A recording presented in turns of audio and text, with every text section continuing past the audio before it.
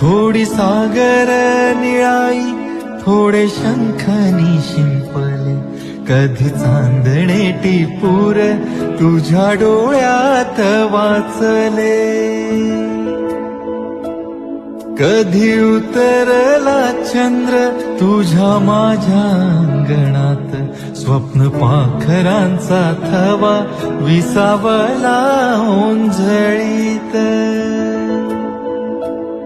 कधी काळोख भिजला, कधी भिजली पहाट, हुंकारला नदी काठ, कधी हरवली वाट.